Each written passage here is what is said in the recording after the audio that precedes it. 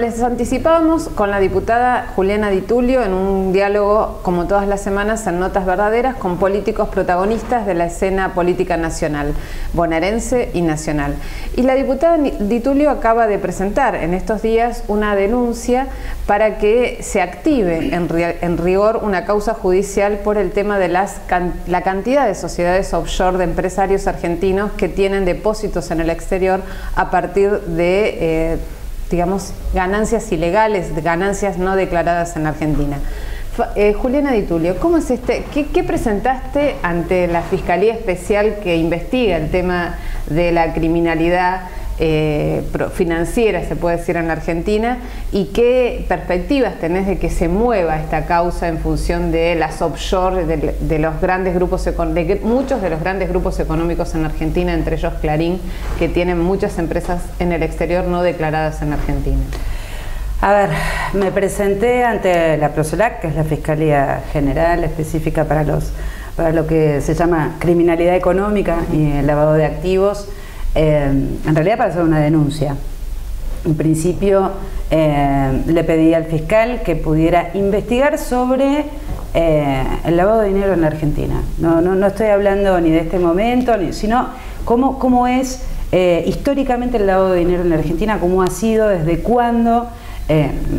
Por supuesto que todos sabemos que a partir de la década del 70 es un constante desangrado, digamos, de capital y de desinversión que le han hecho a nuestro país, no solo empresarios, ¿no? O mega empresarios, sino con la connivencia de muchos gobiernos de facto, democráticos. Entonces le pedí que hiciera una investigación exhaustiva sobre cómo es el entramado de este tipo de operaciones, quiénes son las empresas argentinas que han hecho este tipo de operaciones históricamente, porque tenemos denuncias que son muy importantes, como la mega causa Arvizu, ¿no? Donde se denuncian casi 470 empresas que son mega empresas en la Argentina que han evadido, dice Arvizu, no lo digo yo, por 5.000 millones de dólares durante algunos años, creo que es un periodo de 5 años, 5.000 millones de dólares a paraísos fiscales. Entre ellas, el Grupo Clarín, con 280 millones de dólares en esa causa, en esa mega causa Arvizu. Y le pedí también al fiscal que investigara sobre la aparición de una información nueva que no había adjuntado el fiscal que lleva esta causa, la mega causa Arvizu, ni el juez Torres, que tiene bajo su juzgado esta investigación, la de la mega causa Arvizu, la aparición de 11 sociedades a nombre de directivos del Grupo Clarín. Estoy hablando de Manieto, Aranda y Pagliaro, de 11 sociedades creadas en el año 79 sin declarar en la Argentina en paraísos fiscales en Panamá. Así que le adjunté la información, le pedí que convocara a los periodistas, que le pidiera información a la AFIP, al Banco Central de la República Argentina, que le diera la información a la UIF, porque además yo creo que la UIF tiene que ser querellante en esta causa, por parte del Estado, obviamente, y que además le dé conocimiento al GAFI sobre estas 470 empresas, con posible delito de evasión impositiva y lavado de activos, y además que a través de Cancillería pidiera exhortos a Suiza, a Delaware y a Panamá. Y tengo expectativas porque la Argentina tiene en los últimos años un muy buen resultado acerca de las fiscalías generales creadas para, por ejemplo, la Fiscalía Especial de Delitos de Lesa Humanidad, ¿no? Nosotros hemos asistido, más allá de la decisión política de Néstor Kirchner primero en el 2003, de que los juicios de lesa humanidad fueran un hecho y una realidad en la Argentina, y que la impunidad no fuera una realidad como había sido los últimos años en nuestro país, sino que la justicia sea un hecho y un hecho contundente, y que los genocidas fueran juzgados, y no solo los genocidas, sino también los cómplices de los genocidas. No estoy hablando solamente de militares, sino que estoy hablando de la parte civil que estaba involucrada en la dictadura militar, fueran juzgados. Bueno, primero hubo una decisión política, hubo derogación de leyes que daban impunidad, y después lo que se hizo fue una presión, digamos, popular que pegaba en la dirección de, bueno, a ver, los jueces, por favor, empiecen realmente a hacer los juicios. Bueno, juicios que tardaron muchísimos años en activarse. Vos veías a los juzgados paralizados. Entonces la aparición de las fiscalías generales, bueno, la verdad es que lo que hicieron fue reactivar esas causas que estaban dormidas por los mismos jueces incluso, ¿no? Y muy retrasadas por los mismos jueces y por las presiones del poder que siempre tienen, no solamente, bueno, ¿no?, de todos los partícipes de la dictadura cívico-militar en la Argentina. Así que tengo expectativas. Ahora, tengo expectativas de que esto se pueda iniciar y se pueda reactivar realmente. Ahora, vos decís, bueno, le diste información a la Fiscalía Especial para que impulse esta causa. Ahora, hay varias causas en la justicia que tienen varios años y que no han tenido gran movimiento, digamos. Está la denuncia de Arbizu, el ex vicepresidente del JP Morgan, que denuncia gran parte de estas empresas que han evadido y han, digamos, sacado dinero del país sin ningún tipo de resguardo legal. Por otro lado, también en su momento la actual procuradora, Gil Carbó, cuando era fiscal, también había denunciado, entre otros manejos irregulares, los del Grupo Clarín a través del tema de las acciones de la CFJP y cómo se habían manejado en forma irregular, perjudicando a los jubilados en la cotización accionaria. Ahora, estas causas no han avanzado.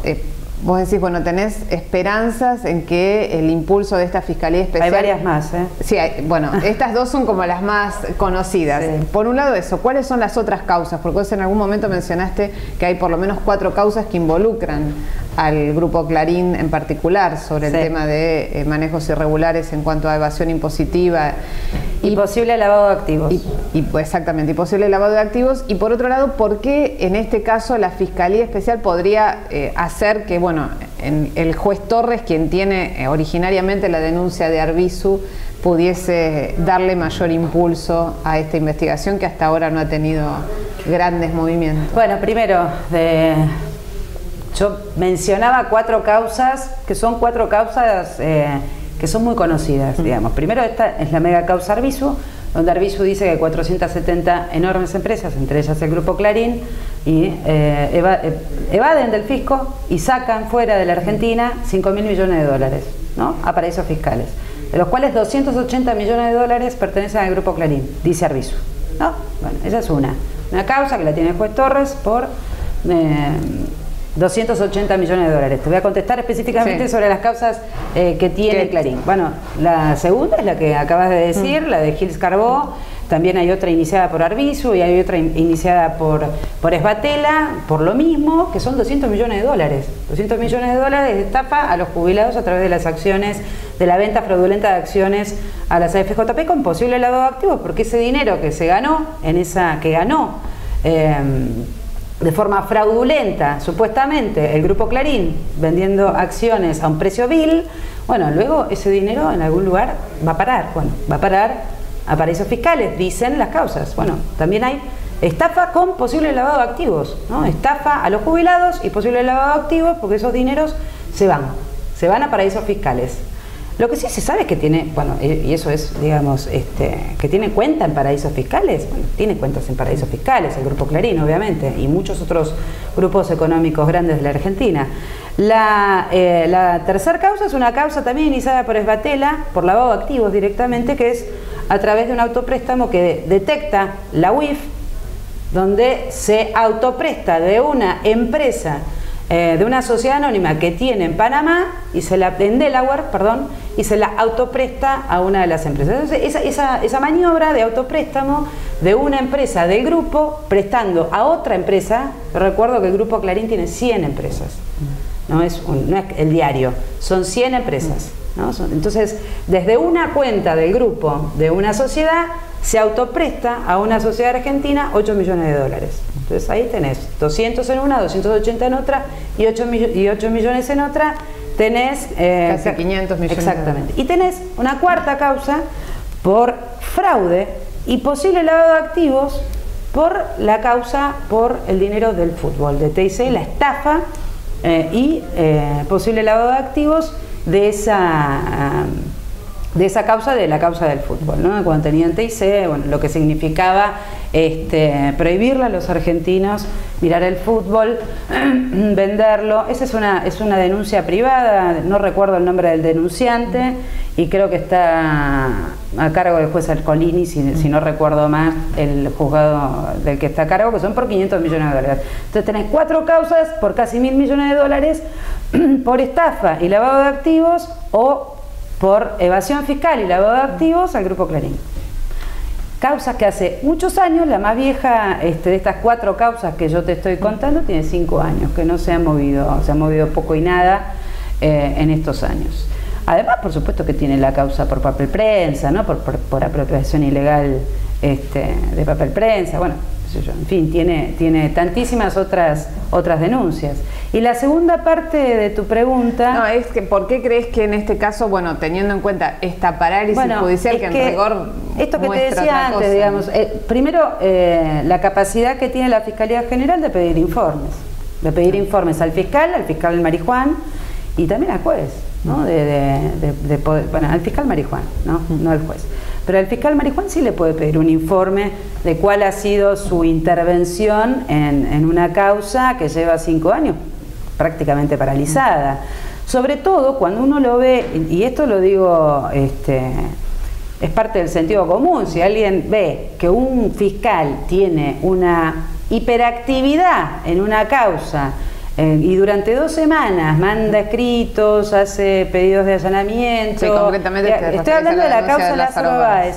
Hace pedidos de allanamiento por un programa de televisión, información vertida de un programa de televisión con 2 arrepentidos que son Fariña y el Ascar, que son 2 chicos que dijeron en el programa de la Nata una cosa, al día siguiente dijeron otra, no importa, digamos. Yo creo que está muy bien investigar y que está muy bien la actuación de Marijuán en esa causa. Ahora, es absolutamente llamativo que durante 5 años no haya activado la causa, la mega causa Arbizu, y aparece en el Grupo Clarín como el gran héroe de la patria, Marijuán.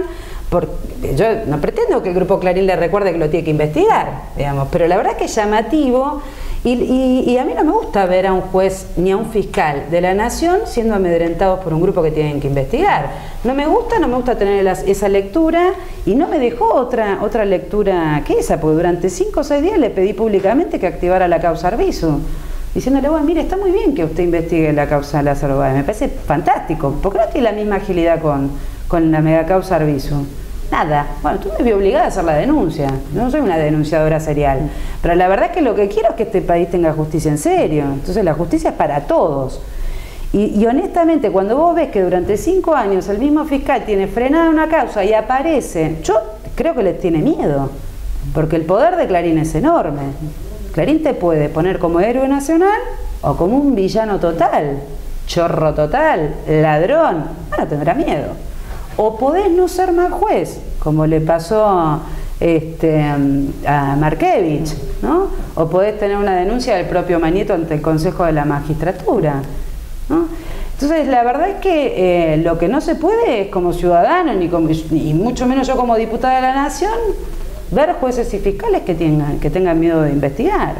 Investigar a los grandes grupos económicos que históricamente le han hecho daño a este país. Ahora, ¿cómo ves? Porque lo que se ve como reacción del grupo y de gran parte de la dirigencia opositora es la denuncia de la posible intervención del Grupo Clarín por parte del Gobierno Nacional, y el jefe de gobierno de la Ciudad de Buenos Aires sacando un decreto de necesidad de urgencia para proteger al Grupo Clarín, y supuestamente creando un fuero especial para proteger al periodismo, como reacción ante ese rumor de intervención. Es decir, y eso es una vergüenza. Esto reproducido como por todos lados. Entonces, es como que la simetría es muy compleja también de desarticular. Sí, primero a mí me da mucha... Yo hago política, soy una militante política, ya ni me acuerdo, qué sé yo. Soy peronista, lo tengo en el mapa del genoma humano. Vengo de una familia peronista, militante, soy militante que tengo uso de razón. Me da vergüenza ver a la oposición política embarcada en los intereses de un grupo económico. Vergüenza es inexplicable desde el punto de vista político. Inexplicable. Además, de un rumor que primero lanza Morales Solá en un diario, a la noche lo dice La Nata, al día siguiente lo dice Morales Solá otra vez en un programa de televisión. Y si hubieran dicho que Argentina quería invadir Uruguay, hubieran hecho lo mismo, es una cosa de loco, digamos, es una barbaridad absoluta, y toda la oposición embarcada en ese discurso perverso. Y además subsumida a intereses mezquinos, ¿no? Se supone que son partidos políticos que representan intereses del pueblo, no que representan intereses corporativos. A mí me parece vergonzoso, Lo del jefe de gobierno porteño es tan poco serio que la verdad que me parece gravísimo. Grave. Y además las palabras, esas palabras que usan, viste que usan todo el tiempo república, institución, son solo palabras. Para ellos son solo lo que nunca, y vos mirale bien en el lenguaje, lo que nunca van a incorporar es la palabra pueblo. Jamás. Nunca. El vecino. El vecino. Gente, vecino, ahora, pueblo, nunca. Intereses del pueblo, jamás, nunca en la vida. Y eso, y se la pasan diciendo república, instituciones, y lo único que hacen es defender los intereses de un grupo. Es tan vergüenza. La verdad es vergonzoso, ¿no? Es inexplicable, políticamente es inexplicable. Han perdido el rumbo totalmente. Yo creo que hace rato ya lo han perdido. Antes tenían un poco más como de prurito, digamos, ¿no? Se escondían un poco, pero ahora los escuchás decir vamos a defender a Clarín, vamos a defender a La Nata, como si fuera una cosa, pero es que están todos locos. No, lo que es llamativo es la denuncia de la falta de libertad de expresión mientras denuncian arbitrariedades o barbaridades, muchas veces, la mayoría de las veces sin fundamento, denunciando la dictadura que no los deja denunciar. Entonces es como... No, o ver al jefe de gobierno porteño defender la libertad de prensa y de expresión.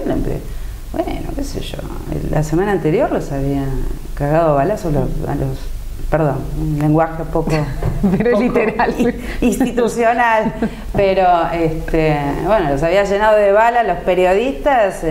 Bueno, la verdad que es una cosa, y además han votado en contra todo, ley de medios, y los que votaron a favor de la ley de medios, como Pino Solanas, aparecen subsumidos hoy en defender los intereses. Ya me pasó con lo de papel prensa, ¿no? Cuando hicimos el proyecto de ley o la ley, en realidad, de interés público de papel prensa, Pino Solanas, que había firmado un proyecto similar, nada más que con expropiación de acciones de Clarín, bueno, no quiso votar la ley de interés público de producción, comercialización y distribución de pasta de celulosa para papel para diarios. Son de una cosa, de una contradicción constante, porque mueren de miedo frente al poder y creen además que eso es lo único que los va a poder hacer estar en una banca de diputados. Bueno, yo creo que es un juego de intereses, se van devolviendo gentilezas unos a otros, tanto la política hacia el grupo como el grupo hacia la política, porque además, explícame vos, ¿por qué un jefe de gobierno porteño hace semejante barbaridad jurídica en una sedición de la ciudad de Buenos Aires si no es para pagar la lealtad al Grupo Clarín, digamos? ¿Qué sé yo? No se me ocurre otra buena razón, ¿no? La defensa de la libertad de expresión. Sí, bueno. Ahora, justamente sobre el tema... Permitime que descrea de ese objetivo magnánimo. Que no pague impuestos. Eso es defender la libertad de expresión. Y para Macri sí. Digamos, bueno. Ahora, decime, vos hacías alusión a la ley que impulsaste. Pero ni siquiera los hace cumplir con las leyes del mercado, digamos, con el del mercado capitalista, los exime de cualquier regla del mercado capitalista. Es una cosa de locos, es una cosa genial. La verdad que eso tiene que quedar para la posteridad, ese mamarracho debería... Sí, es como un es difícil de superar, la verdad. Ahora, vos hacías alusión al tema de la ley que se sancionó el año pasado sobre el declarar de interés público la producción, distribución y comercialización de papel para diario. Ahora, evidentemente uno puede deducir también que la aplicación de esta ley no ha tenido el efecto deseado o buscado, teniendo en cuenta que no ha habido grandes modificaciones en lo que es el manejo de papel prensa, y ahora otros grupos de diputados oficialistas y aliados han presentado un proyecto para expropiar parte de las acciones de papel prensa y permitir que el Estado tenga la mayoría en el manejo de esta empresa que tiene hoy en día la mayoría del Grupo Clarín junto con La Nación. ¿Qué pasó en la instrumentación de esta ley? Mira, no sé exactamente, yo pertenezco al ámbito legislativo, digamos. ¿Cómo es la aplicación? Yo no tengo la verdad que no creo que no haya sido productivo en términos de lo que sucedió a partir de la sanción de la ley y la aplicación de la norma. Es más, yo creo que el seguimiento, digamos, del incumplimiento de la mayoría accionaria en papel prensa, bueno, lo que hace es que se pueda hacer cumplir la ley para adelante, que es, bueno, miren, señores, van a tener que ir despojándose de acciones, digamos, ¿no? Porque no han cumplido con la ley, porque no han cumplido con la inversión que obliga la ley, porque no han hecho funcionar la planta de producción de papel al máximo de su capacidad, al máximo de su capacidad de producción, para que el Estado no tenga que intervenir. Bueno, no sé en qué estado está, pero entiendo que no es que el Estado no ha podido hacer un seguimiento, sino que me parece que lo que hay es, bueno, a través de este año y pico de aplicación de la ley, suficiente información, y además lo que hay es un conocimiento cabal de que lo que no existe es la voluntad de esa planta de producción de papel para hacer lo que tiene que hacer según la ley.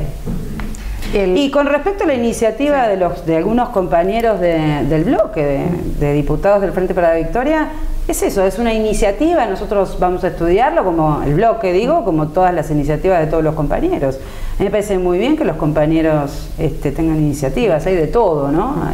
Hay muchas iniciativas diferentes, esta es una y la vamos a trabajar en el bloque para ver qué viabilidad hay. Evidentemente, igualmente puso muy nerviosos la sola presentación de este proyecto. Sí, se ponen muy nerviosos. Es que papel prensa no solo el origen es sangriento, digamos, y esto lo digo yo, a riesgo de decir algo que todavía no está probado, y sé lo que estoy diciendo, digamos, tiene origen sangriento. Pero papel prensa no solo tiene origen sangriento, sino que además fue la posibilidad de generar el emporio, la posibilidad de generar el megagrupo. Es el origen del grupo económico que es hoy el Grupo Clarín. Por eso se ponen tan nerviosos con papel.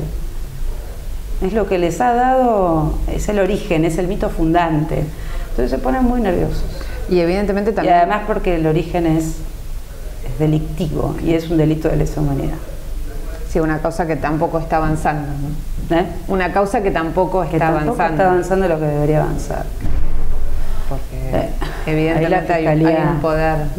Ahí sí, son los poderes históricos de la Argentina que nos cuesta mucho poder desentramar y que avance y que los argentinos podamos también no solo saber lo que pasó y para entender lo que pasa y para poder modificar hacia el futuro, sino que bueno, también en algún momento poder vivir mejor, ¿no? Porque yo creo sinceramente que este tipo de grupos económicos que pertenecen a un esquema mundial, ¿no? De capitalismo salvaje, ¿no? Lo que hace es sufrir a nuestros pueblos, digamos, ¿no? Yo no tengo otra lectura. Y que no solo tengan en su funcionamiento un funcionamiento cruel a la hora de hacer negocios y que tengan denuncias por estafa y por evasión impositiva y por lavado de activos. Todo eso hace que los argentinos perdamos, digamos, porque estamos hablando de mucho dinero, ¿no? Y los paraísos fiscales han sido creados por el mundo capitalista para poder resguardar de algunos pocos del mundo, dueños del mundo, en un submundo, muchísimo dinero que sacan de cada uno de nuestros pueblos, de nuestros países. Entonces, que ese dinero esté o no esté, no es que no nos cambie la vida, sí nos cambia la vida, pues estamos hablando de cifras, las cifras más conservadoras dicen medio PBI argentino, las cifras menos conservadoras hablan de un PBI entero. Bueno, eso significa mucho para los argentinos en términos de reactivación económica, de transporte, escuela, salud, de lo que se te ocurra, no sé, buscar el rubro que te interese o cultura, lo que se te ocurra genera más trabajo, más inversión, más industria, más todo. Que no esté, es muy importante para nosotros que ese dinero sepamos dónde está, que se sepa el origen de esos fondos en los paraísos fiscales, y a quién, no es que, porque además yo veo una percepción de alguna porción del pueblo, digamos, que tampoco es tan fácil apropiarse de estos temas, ¿no? Pero bueno, como son empresarios, se llevan la de ellos, ¿no? Se llevan la de ellos, no es verdad, no es la de ellos. En realidad es la de todos los argentinos, porque cuando vos evadís impuestos y te los llevas afuera, le quitaste la posibilidad a todos los argentinos de que esos impuestos se traducen en todo, en salud pública, educación, transporte, trabajo, de todo. Bueno, le estás quitando a los argentinos, no es que se llevan la de ellos. Sobre todo si el origen es una estafa. ¿A quién? Bueno, a jubilados, al Estado, ¿no? Bueno, eso. Me impresiona cuando las estadísticas muestran que la Argentina, según algunos estudios internacionales, es el 9º país o el octavo que tiene, digamos, por el nivel de evasión y de ilegalidad. Esta misma organización dice que es la que dice que somos el 8º país del mundo en aportar a paraísos fiscales. Dice que la cifra es 400.000 millones de dólares. Es un PBI argentino. Entonces es muy impresionante y la verdad es que es hora de que empecemos a desentramar, ¿no? A ver quiénes son, de dónde, a quiénes se la sacaron, de dónde, porque además no es que son millones de argentinos sacando millones, no, son pocos argentinos sacando millones y millones, 400.000 millones de dólares. Es como impactante y doloroso al mismo tiempo. Es muy doloroso. Ahora, en la Cámara de Diputados y desde el oficialismo no dan tregua, la verdad. La iniciativa del oficialismo no da tregua y no le da tregua a nadie, a la oposición tampoco, pero ahora están discutiendo un proyecto de blanqueo de capitales, ¿no? Para que vuelvan dólares al país y poder invertirse en el mercado inmobiliario, el mercado energético específicamente. Ahora, este proyecto, por un lado, algunos dudan de la eficacia, teniendo en cuenta, que los que se la llevaron no tienen interés en blanquearla, y otros hacen un cuestionamiento desde el punto de vista ético, diciendo, se le están dando ventajas a quienes en realidad eludieron a la justicia, no cumplieron con sus obligaciones. ¿Cómo se defiende este proyecto? A ver, yo para este proyecto tengo certeza de que es lo correcto. Tengo contradicciones secundarias con este proyecto. Y las he tenido históricamente. Ahora, primero, ¿a quién está dirigido este tipo de medidas? Que son medidas que las toma el mundo. Hay pocas formas de hacer regresar ese dinero, digamos, que está en paraísos fiscales. Sería genial que pudiéramos ir con un barco a traerla al Estado. No existe esa posibilidad y no existe para ningún país del mundo esa posibilidad. Los estados tienen, los gobiernos tienen posibilidades. Los programas voluntarios de exteriorización de divisas, los ha tomado el mundo entero, centralmente el G20, digamos, ¿no? No solamente estoy hablando de España, de Grecia, de Portugal, de Estados Unidos, estoy hablando del 2000, el año pasado hicieron un programa voluntario de exteriorización de capitales también, digamos. Son las herramientas desde lo posible. ¿Cómo hacer para que ese dinero en paraísos fiscales vuelva a cada uno de esos pueblos? Esta es una herramienta. ¿Y a quién está dirigido? Por lo menos este proyecto de ley. No solo a quién está dirigido, de quién puede ser el que pueda exteriorizar esas divisas. Bueno, quienes no tengan causas. O sea, no le estoy pidiendo a Clarín que tiene causas que traiga porque no puede. Entonces no me estoy dirigiendo a Clarín. Ni tampoco a esas 470 empresas, porque están imputadas, están dentro de una imputación legal, concreta que tiene un juez. Esos no pueden.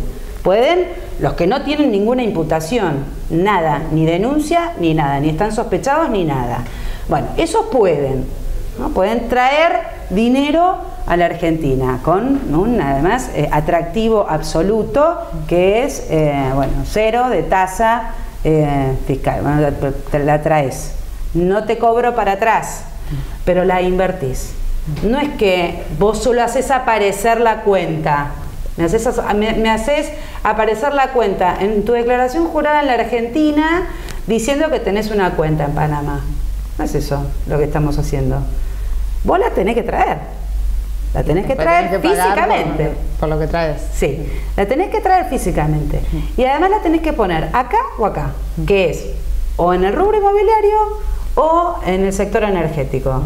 Tenés que invertir. ¿Es acá o acá? Y además después tributas para adelante, con lo cual tiene un sentido reparador hacia adelante. ¿Tiene cierto nivel de injusticia? Sí, yo creo que sí. ¿Por qué? Porque a mí no me gustan ninguno, no solo los que no tienen, los que tienen causa, no me gusta, digamos, esa persona física o jurídica que saca dinero de su país y lo pone en un paraíso fiscal, para mí tiene una cuestión moral insanable, digamos, no lo acepto.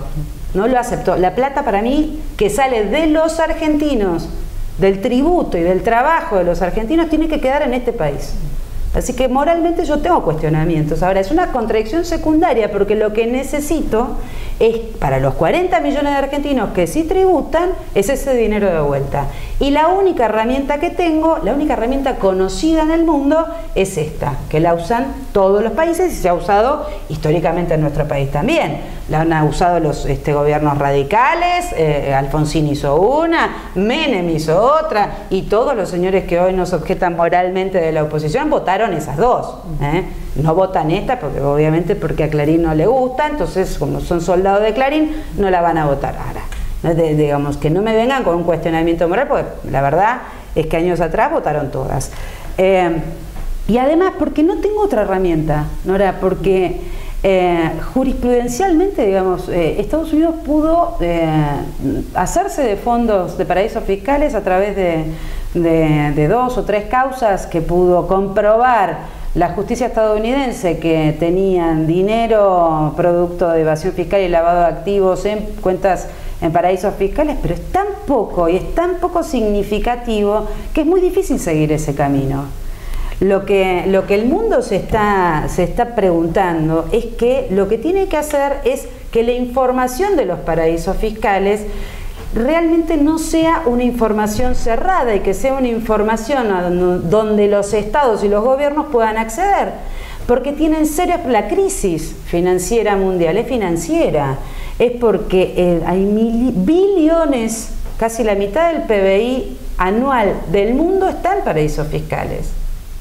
Entonces el mundo se empieza a preguntar, se pregunta Gran Bretaña, se pregunta, bueno, Alemania no tanto porque usa esos fondos de paraísos fiscales para sostener su déficit. Entonces, pero sí se pregunta el resto del mundo. Y dice, bueno, algo tenemos que empezar a hacer. Esto no puede ser más una estrategia del capitalismo, porque lo que hace es que el capitalismo pierda, digamos, y pierda efectividad. Así que se empieza a preguntar en serio, y por eso creo que es una medida que va a empezar a andar, esta de los programas voluntarios de exteriorización de capitales, porque todos los que tienen cuentas en paraísos fiscales saben perfectamente que esta historia se termina. Que esta historia se va a terminar. Les conviene blanquear un poco. Les conviene, porque esta historia se termina porque el mundo entendió que no puede seguir funcionando así. No todo el mundo, pero centralmente los países que tienen más poder. Estados Unidos ya hizo un convenio bilateral con Suiza y le dijo: usted me tiene que decir a mí quiénes son los estadounidenses que tienen cuentas en Suiza. Bueno, es el poder de Estados Unidos, ¿no? Pero bueno, yo creo, y además porque renuncian todas las semanas gerentes como Arbizu, y la justicia a la larga o a la corta investiga y termina sabiéndose quiénes son, dónde la tienen y cómo se la llevaron y por qué se la llevaron. Así que sí, yo creo que sí, que les conviene volverla a traer. Bueno, y le conviene a los argentinos volverla a traer. Yo te digo, a mí me importa poco si les conviene a los empresarios que se la llevaron. Lo que sí me importa es que le conviene a los argentinos. Y en ese sentido es esta medida. No es para beneficiar a empresarios, es para beneficiar al conjunto del pueblo argentino. Bueno, para terminar te propongo un pequeño juego. Dale. Estas son cartas, pero no para que juguemos un partido nada, sino que para que des vuelta alguna y me digas qué te sugiere el personaje que aparece ahí. Bueno, ahí esta te la doy, esta la sacamos porque quedó dada vuelta. A ver. Mira, qué Mauricio simpático. Macri, jefe de gobierno de la Ciudad de Buenos Aires. Bueno, no sé. A mí me parece la clara expresión de la derecha en la Argentina. Lo extraño es que hay algunos sectores que se dicen progresistas que no tienen ningún problema en hacer alianzas con la expresión más recalcitrante y vieja de la derecha. Yo no creo que Mauricio sea la derecha nueva, creo que Mauricio es lo más viejo de la derecha incluso. Pero es el jefe de gobierno de la Ciudad de Buenos Aires, lo votaron muchos porteños. En ese sentido yo tengo, por supuesto, que respeto institucional, digamos, cosa que él no tiene para con la presidenta, ¿no? Esa parte ellos nunca la reconocen, ¿no? Si uno dice, bueno, está bien, pero lo votaron los porteños, jamás se le ocurriría decir a Mauricio de Cristina, bueno, pero la votaron la mayoría de los argentinos, ¿qué voy a hacer? La tengo que respetar. Me pareció un mamarracho lo de... Ya ni me acuerdo cuándo fue, pero creo que fue ayer, no, antes de ayer. Sí. La del DNU. Me pareció realmente, de un dirigente político, me parece lamentable, absolutamente lamentable. Y como mensaje político yo represento estos intereses, me parece que es muy cortito, digamos, desde el punto de vista político, ¿no? Es como achicar la base de sustentación política. Si yo con esa medida quiero decirle algo a alguien, ¿no? A mi electorado posible, porque quiere ser candidato a presidente, lo ha dicho él, ¿no? Y trabaja su espacio político para eso, me parece un mensaje muy chico, decir, bueno, yo defiendo intereses de corporaciones. Bueno, empecé a achicar mucho la cancha y la base de sustentación política. ¿Otro? ¿Uno lindo no me va a tocar? Ah, no, ninguno lindo. Alberto Fernández. Bueno, Alberto, yo le tuve cariño a Alberto. Le tuve cariño. Y recuerdo con mucho cariño los primeros años de trabajo con Alberto, cuando empezamos a trabajar ese sueño que era Kirchner 2007, digamos, ni siquiera era...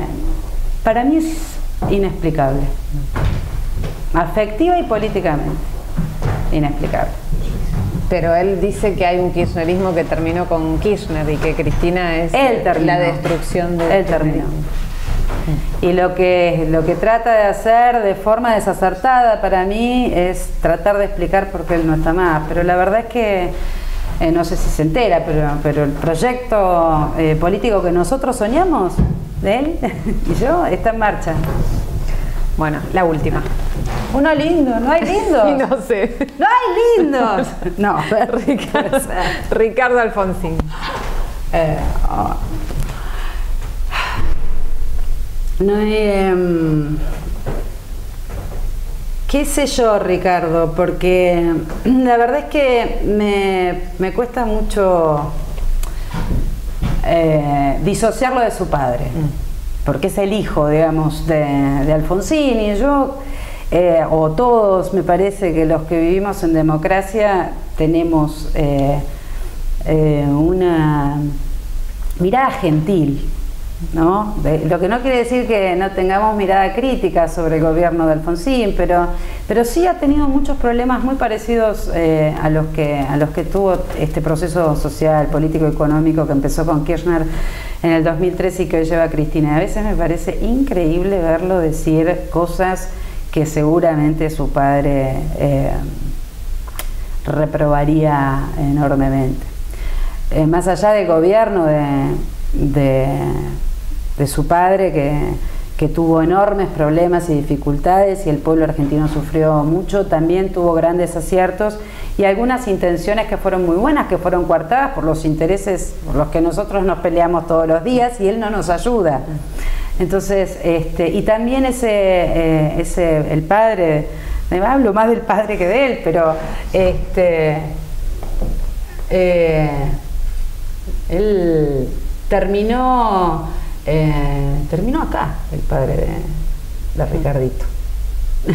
La verdad. Decís acá, querés decir acompañando. Y sí, yo creo que en la calidad de dirigente político de su papá, lo que hacía era mirar a este proceso político como, bueno, la línea que había que acompañar desde el lugar de él como dirigente del radicalismo, pero lo que pasa es que lo que no encontrás es nunca te dan una mano, digamos, ¿no?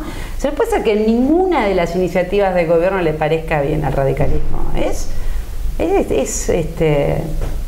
un poco llamativo, ¿no? Yo creo que tiene que hacer una enorme autocrítica. Yo creo que es un partido centenario. A mí me da mucha pena verlos donde están, mucha pena. No me da pena el resto, del radicalismo sí me da mucha pena. Bueno, Juliana, muchísimas gracias. Pero no había ninguno de los niños. Y no, mira, son la mayoría. Hay muchos, mira. Te voy sacando. No, pero mira, pues bueno, podría haberme tocado alguno otro, pero tú. Bueno, cosas, ¿no? Cristina no está, Néstor tampoco. No, pero son más bonaerenses. Más bonaerenses, por eso. Bueno, Cristina es bonaerense. Está bien, pero es la primera magistrada, entonces sí, ya es de todos. Bueno, muchísimas gracias nuevamente por recibirnos acá, en el despacho de la diputada nacional Juliana Di Tulio, y nos encontramos la semana próxima, como todas las semanas, en Notas Verdaderas.